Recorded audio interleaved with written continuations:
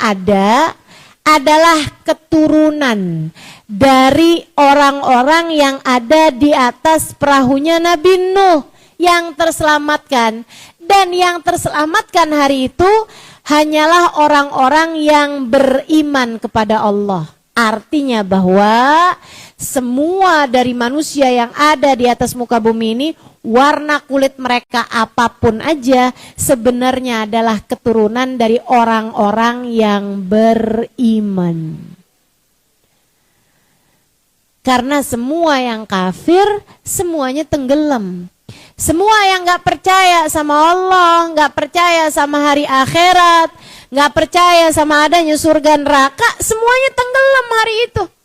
Yang diselamatin sama Nabi Nuh ilaman aman, ilaman qad aman, orang-orang yang sudah beriman aja tuh yang diselamatkan sama Nabi Allah Nuh alaihi salam.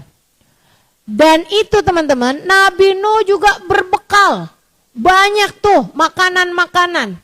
Sampai ketika makanannya udah mau habis, tiap hari dibuat makan semua manusia dan binatang-binatang yang ada di atas kapalnya Nabi Allah Nuh alaihi salam. Teman-teman sekalian, tepat pada tanggal 10 Muharram, Allah Subhanahu wa taala kemudian menambatkan perahunya Nabi Allah Nuh alaihi salam. Nabi Nuh ditambatkan perahunya tanggal 10. Jadi buat adik-adik jomblo, Dek, kapal Nabi Nuh tertambatkan pada tanggal 10 Muharram. Doa yang beneran, Dek. Tanggal 10 Muharram. Siapa tahu tahun ini kamu berjumpa dengan tambatan hati.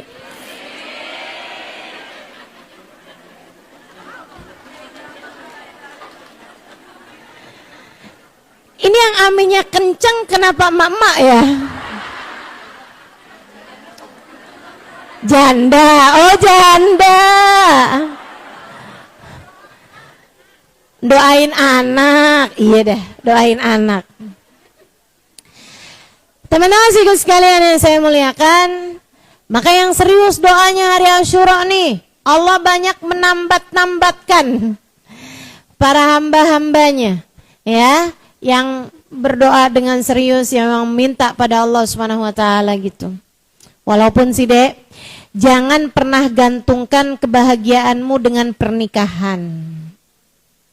Sebab pernikahan yang bahagia berasal dari dua orang laki dan perempuan yang sebelum menikah hatinya memang sudah bahagia. Orang bahagia ketemu sama orang bahagia, mereka bersama-sama dalam rumah tangga, jadilah rumah tangga yang bahagia. Kalau ada perempuan jomblo ngenes, Jones, ketemu juga sama laki-laki jomblo ngenes juga, mereka bersatu dalam rumah tangga, jadilah keluarga yang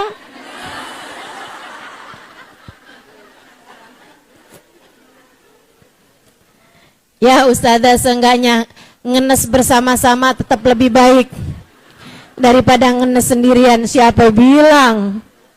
Siapa bilang? Khawatirnya nanti melahirkan anak-anak yang juga anak-anak yang ngenes gitu.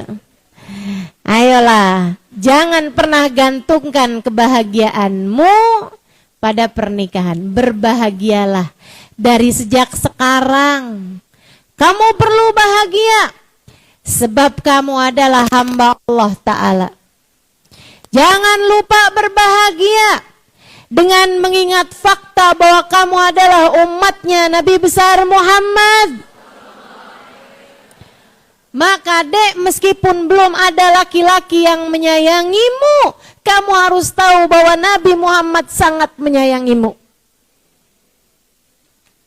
Maka nak, Meskipun belum ada sesiapapun laki-laki yang menyayangimu, kamu harus tahu bahwa Allah Subhanahu wa ta'ala sudah sangat menyayangimu.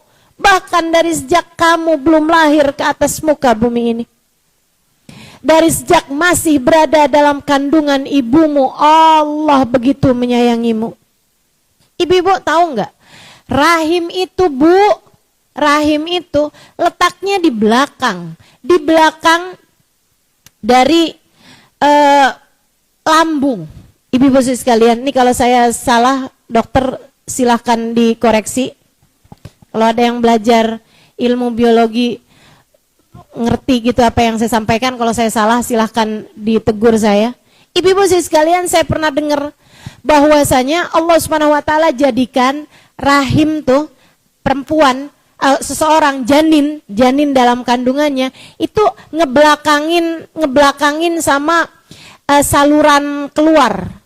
Kenapa gitu? Maksudnya nggak ngadepin saluran keluar, ibu-ibu sekalian. Kenapa gitu? Karena Allah nggak mau kita dari dalam rahim ibu kita itu udah nyiumnya sesuatu yang nggak bagus. Gitu. Kita udah dijauhkan dari yang kotor-kotor, bahkan dari sejak kita masih dalam rahim ibu kita. Allah tuh sayangnya sama kita luar biasa. Kita dalam kandungan ibu kita, rejeki nggak kurang-kurang masuk dalam perut kita. Sampai para ibu tuh jadi nggak kenal sama dirinya sendiri kalau lagi hamil. Betul? Nih yang pada pernah hamil nih, betul? Ustazah, saya tuh biasanya Ustazah nggak bisa kalau nggak ngopi tiap hari. Tapi begitu saya hamil, saya nggak doyan kopi. Kenapa kayak begitu? Karena Allah hendak memberi rezeki bukan hanya kepadamu, tapi kepada janin yang ada dalam kandunganmu. Kurang sayang apa Allah kepada kita? Sampai ibunya itu, teman-teman saya sekalian, sampai menghindari makan makanan pedas, meskipun dia suka. Sampai menghindari makan makanan apapun yang bisa berbahaya buat kita. Gitu kan? Bukan karena sayangnya ibu, bukan. Tapi karena sayangnya Allah. Andai dia tetap mau makan, Allah bikin dia sakit. Sehingga mau gak mau, dia harus menghindari makanan tersebut. Allah kayak lagi mau bilang gitu, kamu sih terserah mau makan apa aja, tapi aku hendak memberikan rezeki yang bagus buat anak yang ada dalam kandunganmu. Aku tidak izinkan kamu makan makanan-makanan tersebut. Subhanallah. Jangan main-main deh. Jangan pernah kamu bilang, kenapa ya sampai dengan umur saya udah hampir 25 tahun belum ada hati yang begitu menyayangi saya. Nggak ada yang mau deketin saya. Sedih bener sih saya. Teman-teman saya udah pada punya pacar, udah tunangan, udah kawin, udah gandeng anak. Saya masih gini-gini aja, nggak ada yang sayang sama saya. Siapa bilang? Allah bahkan dari sejak kamu berada dalam rahim ibumu sudah menyayangimu. Maka dek, kamu pengen nikah, kamu doa minta sama Allah, boleh-boleh aja, silahkan. Tapi sekali lagi, jangan pernah gantungkan kebahagiaanmu dengan pernikahan. Jelas? Apalagi kalau dalam rangka pengen cepet nikah, kamu menghalalkan segala cara termasuk pacaran. Pacaran tidak pernah mendekatkanmu kepada jodohmu. Pacaran hanya akan semakin mendekatkanmu kepada dosa. Hingga akhirnya mendekatkanmu kepada neraka. Hingga akhirnya mendekatkanmu kepada murka Allah Subhanahu wa ta'ala. Masa kamu kepengen ada seseorang yang menyayangimu sampai meninggalkan Allah yang sedari kamu belum lahir ke atas muka bumi ini sudah sangat begitu menyayangimu? Ayolah, Mikir, adik-adik saudaraku sekalian, jangan karena terhanyut dengan kesenangan-kesenangan sesaat, kamu akhirnya jadi melupakan atau melewatkan atau membuang kesempatan untuk mendapatkan kesenangan-kesenangan yang abadi. Mudah-mudahan Allah jaga diri-diri kita, Allah jaga anak-anak kita, Allah jaga orang-orang yang kita sayangi dari busuknya dosa zina, dari jeleknya dosa-dosa tidak terjaganya diri, insya Allah. Mudah-mudahan Allah menjaga kita semuanya, amin ya rabbal alamin. Jadi pada hari Asyura Allah Subhanahu wa taala menambatkan perahunya Nabi Nuh alaihissalam. Allah menyelamatkan Nabi Yunus dari dalam perut ikan pada hari Asyura. Allah Subhanahu wa taala menerima taubatnya Nabi Daud, mengampuni dosa Nabi Allah Daud pada hari Asyura. Allah Subhanahu wa taala menyembuhkan penyakitnya Nabi Ayub juga pada hari Asyura. Maka yang sakit-sakit, yang lagi ada kesulitan, yang sedang berada dalam keadaan yang kayak terjebak, kesumpekan, nggak ada tuh yang ngalahin kesumpekannya Nabi Allah Yunus bin Matta alaihi salam. Ibu-ibu sekalian yang serius doa pada hari Asyura, yang serius doa pada hari Asyura, jangan sampai dilewatkan kebaikan-kebaikannya, amalan-amalannya yang nanti akan saya sampaikan, hingga mudah-mudahan kita mendapatkan apa yang Allah bagi-bagikan kepada para nabi-nabinya. Termasuk tentu saja semua dari kita adalah para pendosa dengan dosa-dosa yang tak terhitung jumlahnya. Ada yang dosanya besar, ada dosanya kecil tapi banyak.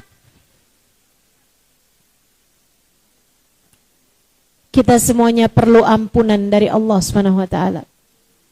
Karenanya kita perlu hari Asyura untuk mudah-mudahan Allah menerima permohonan ampun dari kita, mengampuni seluruh dosa-dosa kita, dan semoga saja menjaga kita di masa yang akan datang hingga kita tidak terjerumus kembali kepada dosa-dosa yang membuat Allah Subhanahu wa taala murka kepada kita.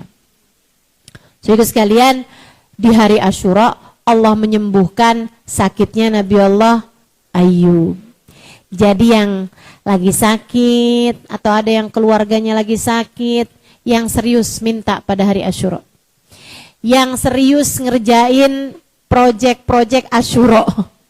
Ini ya, nanti akan saya sampaikan project-projectnya apa, biar kita bisa mendapatkan kesembuhan, kesehatan buat kita dan bagi keluarga kita. Zahir batinnya mudah-mudahan Allah sehatkan semuanya. Karena kalau penyakit zahir tuh ada yang sakit, ada yang nggak sakit nih. Tapi kalau penyakit batin kayaknya semua dari kita perlu untuk disembuhkan. Bukan begitu? Hati kita nih penyakitnya banyak.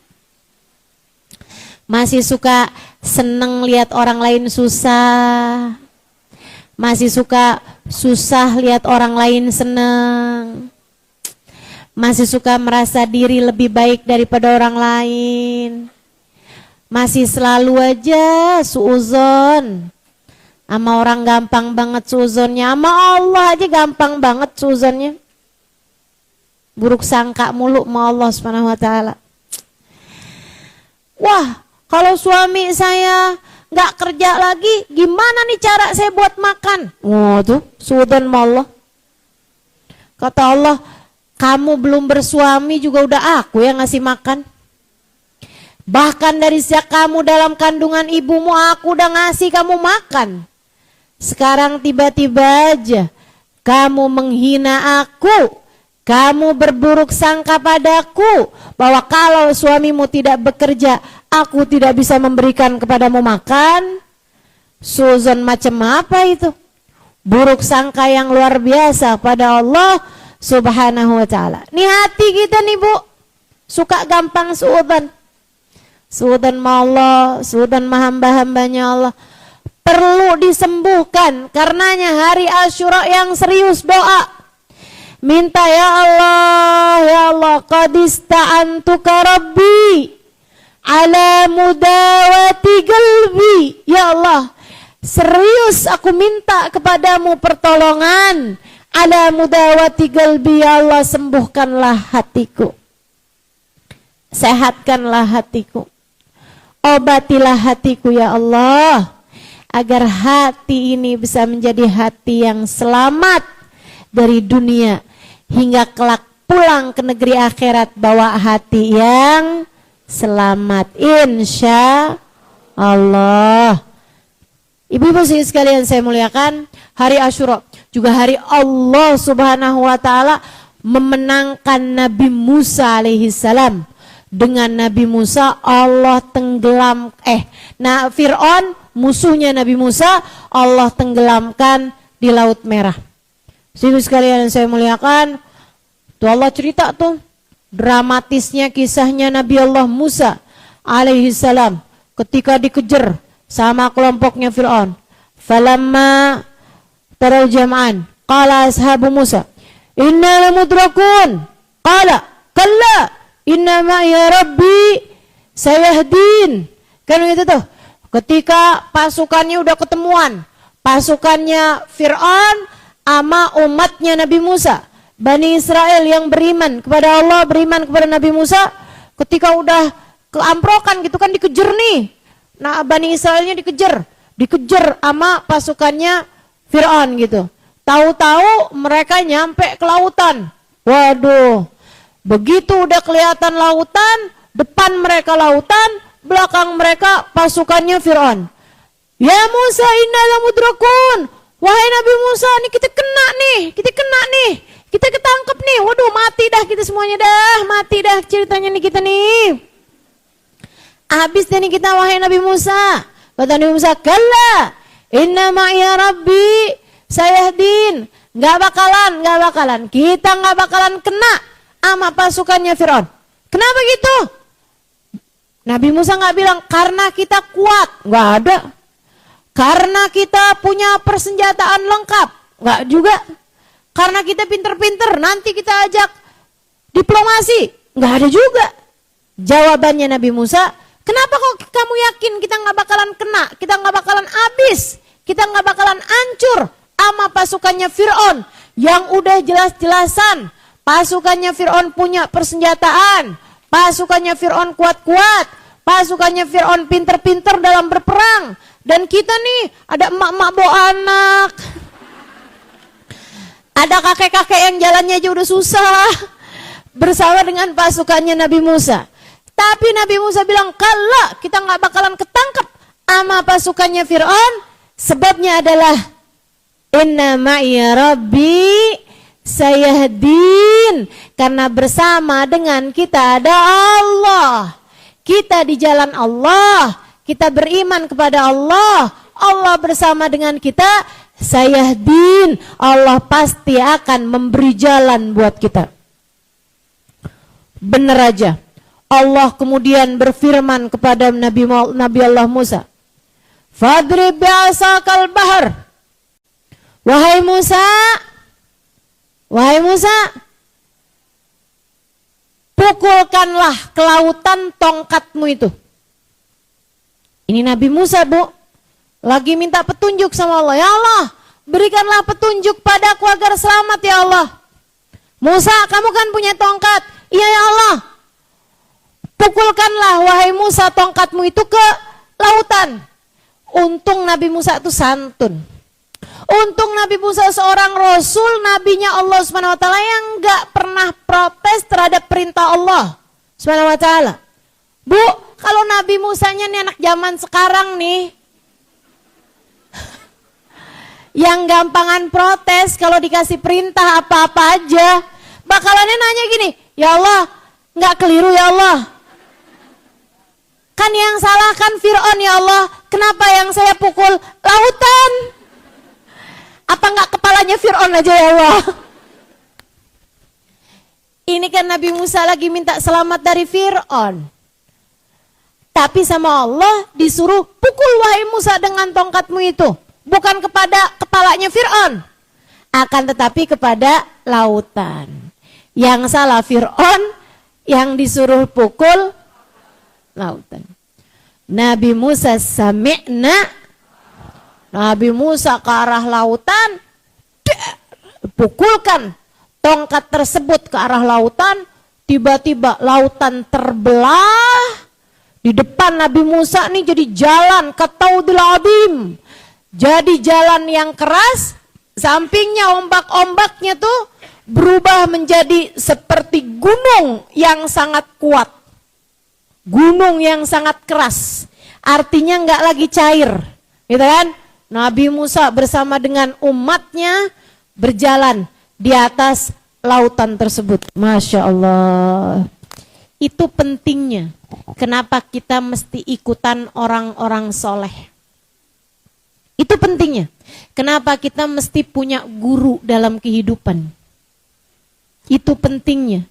Untuk kita ikutan orang-orang yang selamat. Teman-teman saudaraku sekalian, biar kalau ada apa-apa tuh ada yang bisa kita ikutin. Bani Israel tuh siapa? Saudaraku sekalian yang saya muliakan, mereka ini punya banyak hal-hal yang tidak baik dalam diri-diri mereka. Akan tetapi Allah selamatkan mereka sampai bikin mereka bisa lewat di atas lautan. Bisa jalan di atas lautan. Luar biasa bener kan? Itu kemuliaan bukan Allah berikan kepada Bani Israelnya. Akan tetapi kemuliaan itu Allah berikan kepada Nabi Musa. Maka selamatlah orang-orang yang ikut di belakang Nabi Musa. Sehingga sekalian yang saya muliakan, demikian pula kalau hati kita cinta kepada para ulama, hati kita cinta kepada para wali-walinya Allah, hati kita cinta kepada para kekasih-kekasih Allah, orang-orang yang Allah muliakan, kita bisa ikutan nebeng di belakang mereka. Kita bisa ikutan pegangan sama mereka. Kita bisa ikutan gondel di belakangnya para orang-orang tercinta di sisi Allah Subhanahu wa taala. Mereka diselamatkan Allah, kita yang ngekor di belakang mereka pun akhirnya jadi ikut-ikutan selamat. Bukan karena kita orang yang pantas diselamatkan, akan tetapi karena kita ada di belakang orang-orang yang diselamatkan oleh Allah. Kadang-kadang kita nggak cukup kuat buat bisa menyelamatkan diri-diri kita. Berasa nggak, Bu? Kita nih sebagai orang tua, apalagi ibu-ibu yang pada punya anak nih. Ini saya takut-takutin ya. A'udzu billahi minasyaitonir rajim. Qu anfusakum wa ahlikum nara. Jagalah diri kalian dan keluarga, anak-anak, cucu-cucu kalian dari api neraka. Bu, bisa emang? Disuruh jagain anak dan keluarga dari api neraka, bisa emang? Ibu-ibu sekalian saya muliakan, jangankan jagain anak, jangankan jagain cucu, jagain diri sendiri dari perbuatan dosa aja kita seringkali gak mampu. Betul? Masya Allah. Disuruh pula jagain anak-anak kita, jagain keluarga kita dari api neraka. Nyerah kita, gak cukup kuat kita. Gimana nih caranya biar selamat kalau gitu? Cari. Di atas muka bumi ini akan selalu ada para hamba-hamba tercinta di sisi Allah Subhanahu wa taala buat kita ngekor di belakangnya. Buat kita ngekor di belakangnya. Kita ngekor di belakang Sayyidil Habib Umar bin Hafid. Kita ngekor di belakang Hubabah Nur bintul Habib Muhammad bin Abdullah Al-Haddar. Kita ngekor di belakang Hubabah Maryam bintul Habib Muhammad bin Abdullah Al-Haddar. Kita ngekor di belakang Habibana Zain bin Ibrahim bin Smith. Kita ngekor di belakang para ulama-ulama kita, teman-teman saudaraku sekalian, untuk mudah-mudahan kita belajar dari mereka. Ibu-ibu bisa lihat saya sebagai orang yang belajar dari mereka. Ya udah Bu, kita bareng-barengan. Cuman kalau ibu-ibu statusnya kan, kalau saya kan ngekor nih di belakang mereka. Ibu jangan ngekor belakang saya. Saya aja ngekor. Kita semuanya menyambungkan diri, menyambungkan hati kepada para ulama-ulama. Saya hanya sebagai penyampai ucapan-ucapan mereka. Saya hanya sekedar penyampai dari ilmu yang saya dapatkan dari mereka untuk saya ajarkan, untuk saya sampaikan kepada ibu-ibu sekalian. Nah, kalau urusan mau nebeng-nebengan, kalau mau urusan mau gondel-gondelan, kalau urusan mau ngekor-ngekoran, ngebuntut, nah kita ngebuntutnya kepada orang-orang yang udah pasti diselamatkan oleh Allah Subhanahu wa ta'ala. Para wali-walinya Allah, hamba-hamba besar, hamba-hamba mulia di sisi Allah Subhanahu wa ta'ala, yang udah gak main-main lagi buat ngikutin hawa nafsu, udah gak main-main lagi ngikut-ngikutin bisikan setan. Nih yang kita-kita nih yang masih beginian nih, jatuh bangun dalam kehidupan, buat nahanin lisan gak marah aja susah setengah mati. Buat nahanin lisan biar gak ngomongin orang aja susah setengah mati. Masih jatuh lagi, kan begitu ya? Nah teman-teman saya sekalian, dah kita ngikut di belakang mereka-mereka, orang-orang yang diselamatkan oleh Allah SWT, biar kayak Bani Israel yang selamat karena mereka ikut ada di belakangnya Nabi Musa. Pas mereka udah lagi jalan nih, udah jauh jalannya nih, udah mau nyampe nih ke ujungnya lautan sana itu ya, tepi lautan yang sebelah sana. Tahu-tahu pasukannya Fir'aun ikutan juga jalan di atas air. Merekanya panik. Wah, Nabi Musa gimana nih? Nabi Musa, buruan dah, pukulin cepetan tuh tongkatnya biar airnya balik yang di sebelah sono. Biar airnya balik lagi jadi air. Maksudnya biar mencair tuh, jadinya mereka tenggelam. Untung Nabi Musa tuh gak ngikutin omongannya kaumnya nih.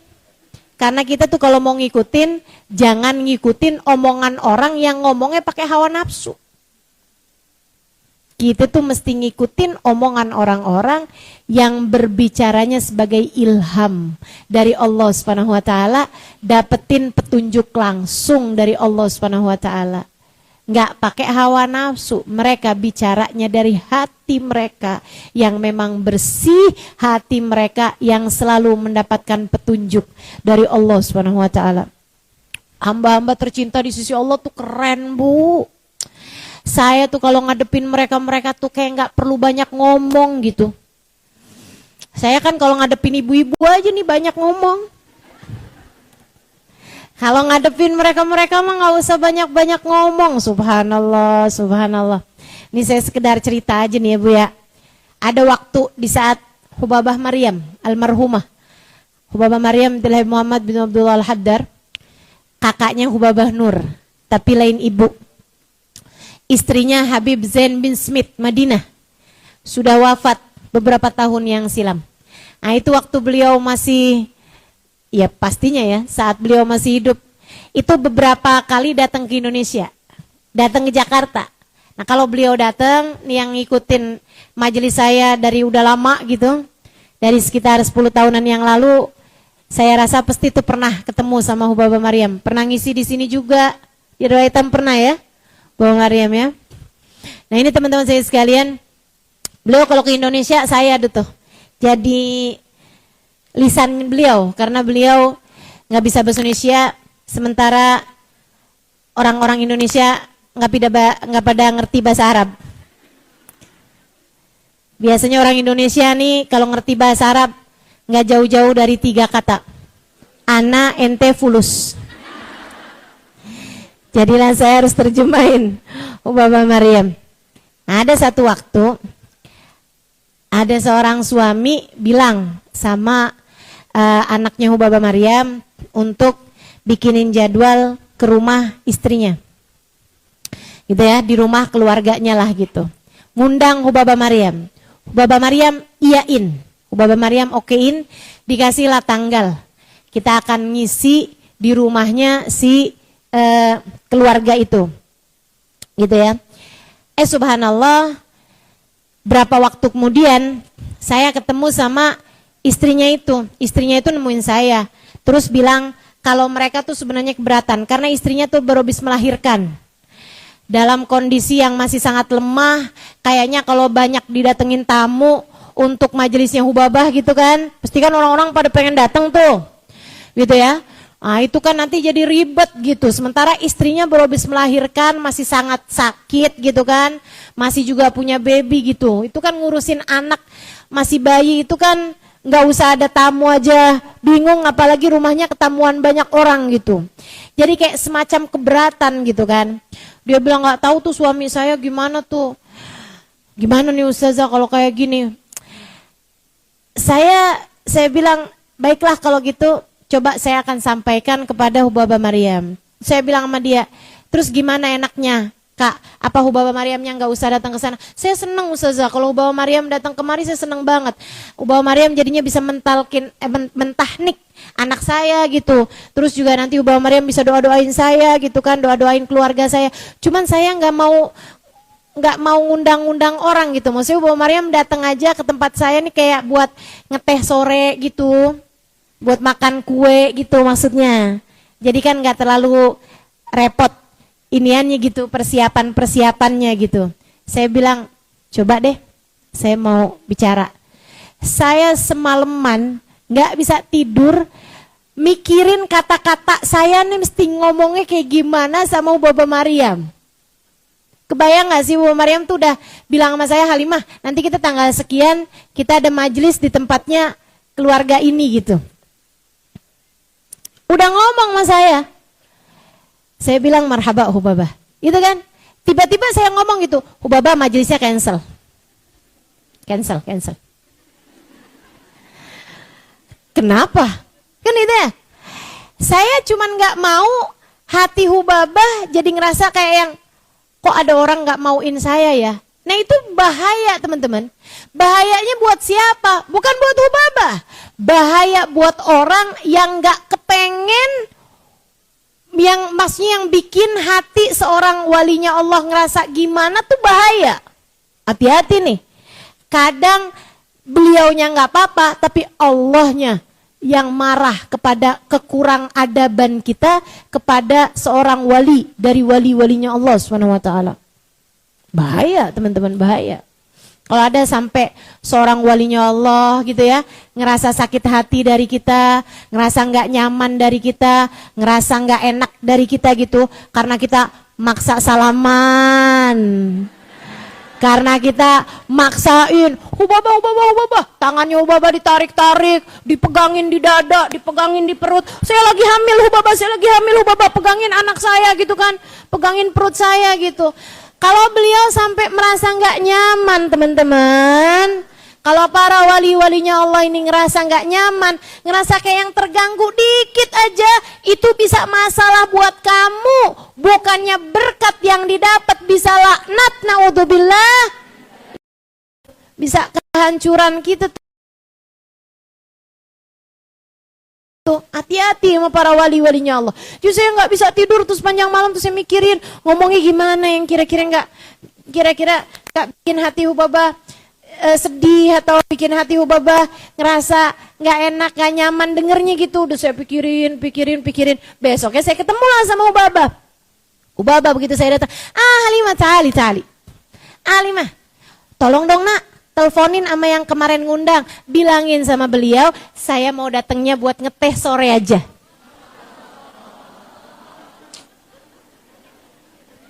Saya bilang emang ngadepin para wali itu nggak usah kebanyakan ngomong, percuma kan saya tadi malam sampai nggak bisa tidur.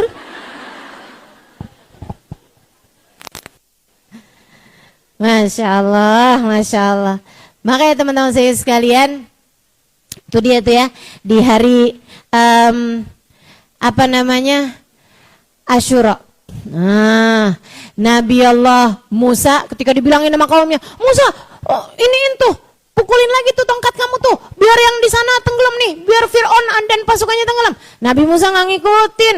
Nah ini mah omongan umat saya nih, ngomongnya pakai hawa nafsu, dari ketakutan lah, dari kepengenan lah, dari inilah itulah, nggak mau diikutin sama Nabi Musa. Nabi Musa ikut aja perintah Allah Subhanahu wa taala. Allah nggak nyuruh, nggak dikerjain sama Nabi Musa, jalan aja tuh Nabi Musa. Subhanallah.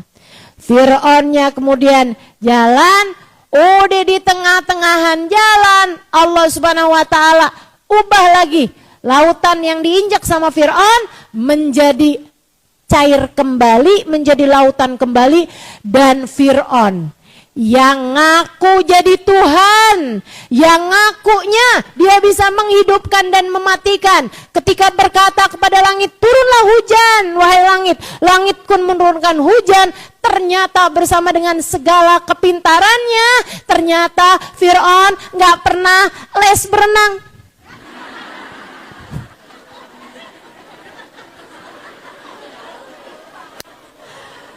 Dia ternyata nggak bisa berenang, teman-teman.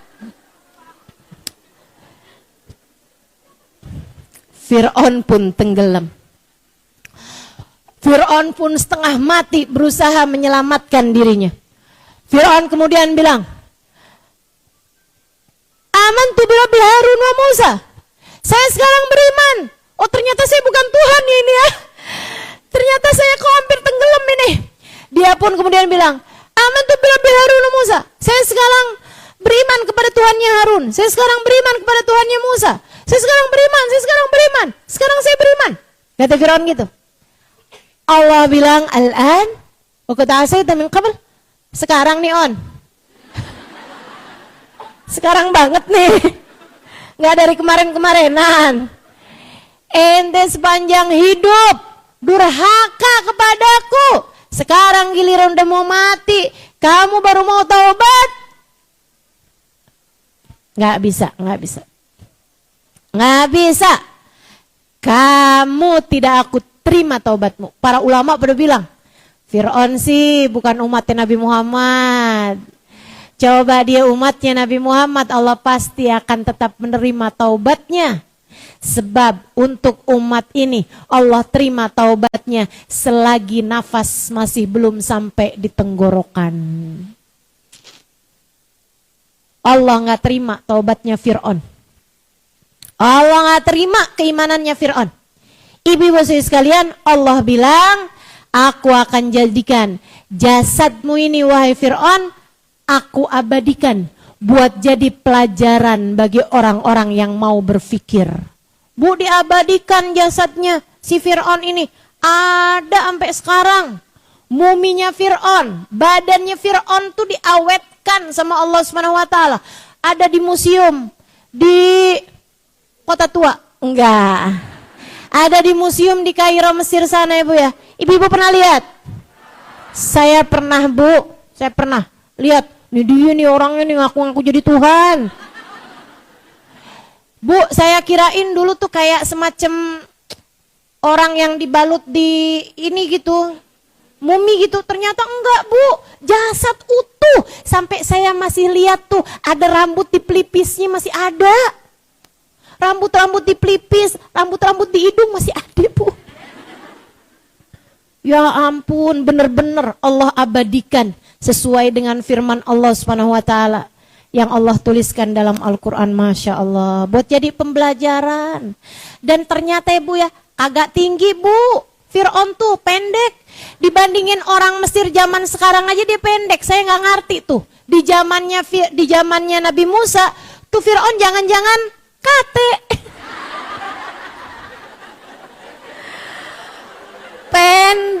Pendek, Masya Allah. Kok bisa-bisanya orang pendek kayak begitu ngaku jadi Tuhan? Ya ampun, kagak ada pantas-pantasnya dah Bu. Masya Allah, Masya Allah. Ibu-ibu saudaraku sekalian yang saya muliakan, tuh si Fir'aun tuh. Saya lihat tuh jenazahnya tuh. Ini dia nih orangnya nih ya. Ya ampun. Ternyata Bu, mumi di sana itu ibu-ibu sekalian bukan cuma satu. Saya ngebayanginnya satu doang. Banyak. Ada mumi bayi, ada muminya saudaranya Fir'aun, ada muminya bininya Fir'aun, gitu banyak ibu-ibu sekalian. Bukan Asia ya. Dan Fir'aun itu juga ternyata banyak. Ramses tuh ternyata banyak. Gitu ya. Fir'aun tuh bahasanya itu Ramses gitu. Ada Ramses 1, Ramses 2, Ramses 3 gitu kan. Nah cuman orang tahu kalau ini adalah muminya Fir'aun, Fir'aunnya Nabi Musa. Karena katanya di dalam jantungnya itu ditemukan ada garam laut. Yang lain gak ada. Dia doang nih yang ada garam lautnya. Kenapa ada garam lautnya? Karena tenggelam. Kan matinya kan tenggelam. Jadi masih ada tuh garam lautnya. Saya lihat tuh. Pas pulang-pulang suami saya nanya, "Gimana kamu udah lihat muminya Fir'aun?" "Udah." "Gimana muminya Fir'aun?" "Tenang, kamu masih lebih cakep daripada dia." Udahlah ya. Udahlah punya suami itu kita adakin bercanda aja. Nggak usah terlalu serius-serius nih kayak ibu-ibu nih kalau ngomong sama suaminya serius mulu. Suamimu tuh Bu, begitu kamu bilang, "Bang, kapan ada waktu saya mau ngomong?" Wah itu udah pikiran banget tuh. Sian, suaminya sian. Sian, jangan gitu-gituin lah. Abis gitu ada banyak nih, ini istri-istri nih di sini nih banyak nih, yang kalau ngomong sama suaminya serius banget, yang diomongin angka mulu. Tagihan listrik sekian, anak-anak mulai masuk sekolah biayanya sekian, harga seragamnya sekian, total sekian juta nih bang. Ninu. Pusing palanya suami. Kalau ngomong serius mulu Bu, jangan gitu napa. Yang santai, hidup yang santai, Bu, bercanda aja. Bu, bercanda aja. Liatin suami terus bilang, "Ada yang mau saya omongin sama kamu." "Apaan?" "Kamu udah tahu belum?" "Apaan?" "Saya sayang loh sama kamu."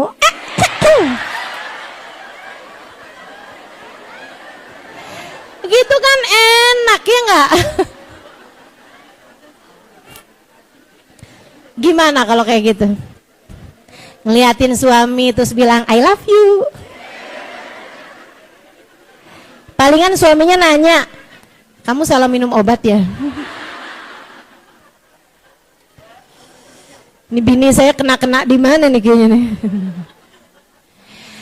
Saudara sekalian saya muliakan. Oke lah, kembali kepada hari Asyura. Nah, hari Allah menenggelamkan Fir'aun kepada Nabi Musa tepat pada tanggal 10 Muharram, hari Asyura. Maka ibu-ibu sekalian, siapapun darimu yang masih berada dalam jebakan atau berada dalam penjara dari orang-orang yang kamu sayangi, berada dalam kekuasaan orang-orang yang sepertinya tidak sayang sama kita atau dengan akhlak-akhlak yang gak baik, yang serius doa pada hari Asyura. Semoga Allah Subhanahu wa taala menyelamatkanmu darinya. Punya bos jahat, misalnya gitu ya. Kerja sama orangnya jahat, begitu kan? Punya suaminya jahat gitu, misalnya gitu kan? Yang serius. Tapi doanya jangan, "Ya Allah, sebagaimana Engkau menenggelamkan." Jangan gitu doanya. Minta aja biar Allah melembutkan hatinya. Minta aja biar Allah Subhanahu wa taala menjadikan hatinya jadi hati yang lebih lunak, hati yang lebih baik, insya Allah. Nah, apa aja nih project kita nih biar dapat hadiah-hadiahnya nih? Ah, teman-teman saya sekalian, 2 hal jangan ditinggal. Jangan ditinggal karena itu hadisnya sahih dan diperintahkan kita untuk melakukannya. 2 hal jangan ditinggal. Yang berikutnya ada beberapa kesunahan yang kamu bagus lakukan pada hari Asyura. Kemudian ada beberapa hal yang kamu kerjain boleh, enggak juga enggak apa-apa karena memang enggak ada hadisnya baik sahih maupun dhaif. Ya. Yang pertama nih 2 hal yang hadisnya sahih, jangan sampai ditinggalin. Apa itu? Yang pertama, puasa. Inna shaum yom Asyura yukaffiru dzunub sanah. Sesungguhnya puasa hari Asyura menghapuskan dosa 1 tahun. Puasanya jangan ditinggal. Kemudian yang keduanya, at-tausi'ah alal iyal. Man wassa iyalahu yauma asyura wassa'allahu rizqah wa fi riwayah tulasana. Siapa yang meluaskan rezeki, meluaskan nafkah bagi keluarganya pada hari Asyura, maka Allah Subhanahu wa taala akan meluaskan rizkinya dalam satu riwayat sepanjang tahun. Jadi para ibu yang biasa ngasih uang jajan sama anak-anaknya, tambahin.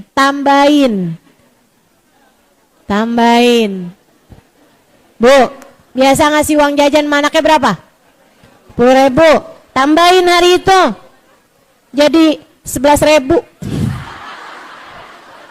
Jangan dikit amat nambahinnya ya. Tambahin kayak 30.000 gitu, atau kasih hadiah apa gitu, nyenengin anak-anak kita. Tenang, janjinya Allah seperti yang disampaikan Nabi Muhammad, Allah akan lapangkan rezekimu sepanjang tahun. Semakin banyak kamu ngasih kelebihannya, insya Allah semakin banyak pula Allah akan ngasih kepadamu kelebihan rizki sepanjang tahun ini. Termasuk juga silahkan sampaikan kepada suamimu bagi yang bersuami.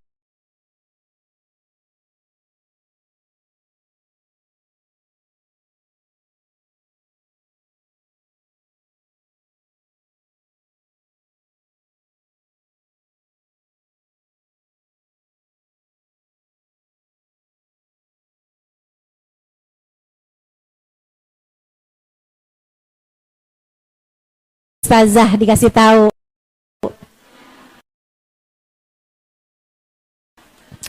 Gitu kan, Ustazah, kok hadis yang ini nih kayak nggak pernah denger ya Ustazah? Itu dia tuh Bu masalahnya. Selama ini kan yang ngajar kan para laki-laki tuh. Ustadz kayaknya disembunyi-sembunyiin nih hadis-hadis yang beginian nih. Takut bini-bininya pada ngerongrong. Takut bininya pada minta. Masya Allah. Sampaiin aja Bu, ada pelajaran bagus Bang hari ini. Itu dua hal yang kita disunahkan untuk melakukannya. Termasuk kepada orang-orang yang kerja di rumah kita. Atau tambahin. Siapa yang kepengen rezekinya luasan pula rezeki orang lain yang kamu tanggung selama ini, yang kamu bayar mereka selama ini, atau yang kamu beri kepada mereka selama ini. Itu dua hal yang memang jangan sampai ditinggalkan. Hari Asyura hadisnya sahih.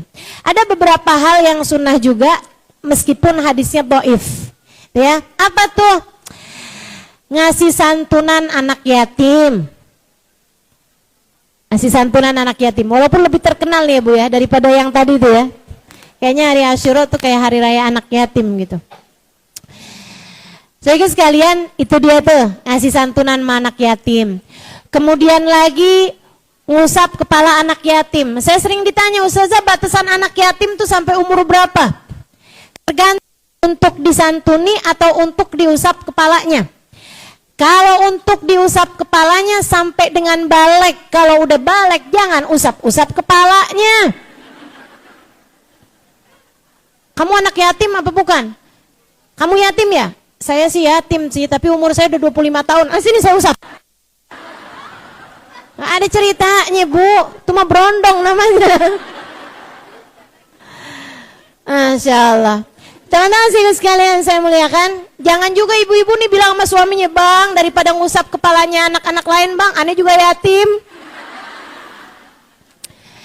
Jadi kalau buat urusan diusap kepalanya, nah itu sampai dengan balik. Begitu balik udah nggak sunnah lagi buat ngusap kepalanya anak yatim, kecuali jika itu adalah anak yatimmu sendiri. Ya, anakmu sendiri yatim, nah silakan dah kamu usap kepalanya biar sampai tua juga nggak apa-apa. Kemudian kalau untuk urusan disantunin, dengerin biar jelas. Kalau untuk urusan disantunin, kamu kasih duit gitu kan, kamu kasih sedekah, itu dengan syarat mereka anak-anak yang susah, anak-anak yang miskin. Kalau buat diusap kepalanya tuh nggak harus anak-anak susah, maksudnya walaupun dia berkecukupan, kalau hari Asyura sunnah kamu usap kepalanya gitu. Kalau untuk diusap kepalanya ya. Tapi kalau misalnya untuk disantunin, kamu kasih duit gitu kan, itu harus anak-anak yatim yang susah, maksudnya yang memang miskin, ya Bu ya. Nah ini disantuninnya kalau laki-laki sampai dengan mereka bisa bekerja, kalau anak perempuan sampai dengan mereka menikah. Jadi walaupun 18 tahun, 17 tahun, kalau dia yatim dan miskin, kamu sunnah untuk menyantuni mereka, termasuk ketika hari Asyura ini. Jangan misalnya pas lagi mau santunan anak yatim, dilihatin, ini udah gede nih kamu udah balik. Udah sih, ya udah sana. Nggak dapat santunan, padahal dia lebih memerlukan daripada yang sekolah-sekolah SD gitu. Buat beli buku, buat beli alat tulis gitu kan. Ada banyak keperluan-keperluan mereka, maka sunnah untuk disantuni sampai dengan balik. Kemudian selain daripada itu, hari Asyura juga. Kalau dengar-dengar tuh, bagus buat ngunjungin orang sakit, bagus buat mendapatkan doa dari orang-orang tua, orang-orang soleh gitu ya. Bagus doa dari guru-guru kita gitu, berkunjung kepada mereka, ketemu sama mereka gitu. Teman-teman saya sekalian, itu semuanya bagus untuk dilakukan pada hari Asyura, selain daripada banyakin sedekah baik kepada anak-anak yatim terutamanya, ataupun kepada siapapun saja dari umat Islam yang miskin, yang fakir. Nah itu sunnah untuk kamu bersedekah pada hari Asyura. Selain daripada itu, baca ayat kursi 360 kali. Kalau enggak kamu baca hari ini, bisa juga kamu baca pada tanggal 10 Muharram nanti. Insya Allah sepanjang tahunnya akan terjaga. Sebanyak berapa tadi? 360 kali, sebanyak bilangan hari sepanjang tahun. Ya. Kemudian lagi masing-masingnya dengan Bismillahirrahmanirrahim. Jadi ayat kursinya dengan diawali dengan Bismillahirrahmanirrahim untuk tiap satu ayat kursinya. Ayat kursinya diawali dengan Bismillahirrahmanirrahim. Kemudian teman-teman sekalian, nah ada hal-hal lainnya yang kamu kerjain boleh, enggak juga nggak apa-apa. Kalau teman-teman pernah dengar-dengar gitu ya. Apa itu? Hari Asyura sunnah mandi. Ya emang kita memandi ya Bu ya. Enggak hari Asyura juga orang di Indonesia mandi biasanya kan. Ya udah hari Asyura ya mandilah gitu. Kalau ibu-ibu pernah dengar hari Asyura sunnah potong kuku, gitu kan? Ah ibu tinggal lihat-lihat aja, kalau emang kuku ibu panjang-panjang ya potong aja gitu kan. Hari Asyura ya Bu ya. Nah kebetulannya hari ini nih, tahun ini Asyuranya jatuh pada hari Jumat. Jadinya kan emang sunnah juga potong kuku hari Jumat. Tapi kalau hari Asyuranya nempatin hari Selasa, nggak bagus Bu potong kuku hari Asyura hari Selasa gitu. Nah itu jadi ya dikerjain boleh, enggak juga nggak apa-apa gitu kan. Untuk urusan potong kuku karena ketepatan hari Jumat ya silahkan aja. Bagus memang potong kuku pada hari Selasa. Iya saya salah, seneng bener dah kalau saya salah. Dan yang terakhir, kalau ibu pernah hari Asyura sunnah pakai celak mata. Itu ibu-ibu sekalian, kalau ibu lagi puasa malah makruh hukumnya untuk bercelak mata. Kecuali kalau ibu-ibu pakai celak matanya sebelum subuh. Gitu kan, pas waktu sahar tuh, waktu ibu-ibu bangun buat sahur gitu ya, buat tahajud, nah ibu pakai celak mata. Itu sunnah ibu-ibu sekalian. Tapi kalau habis subuh ke belakang sampai ke maghrib dan ibu lagi keadaannya puasa, maka makruh untuk orang yang berpuasa buat pakai celak mata. Wallahu a'lam bishawab. Dan sehari sebelumnya ibu-ibu sekalian, hari Tasu'a, enggak sunnah apa-apa selain puasa. Puasanya hukumnya sunnah, meskipun tidak seperti kesunahan puasa hari Asyura.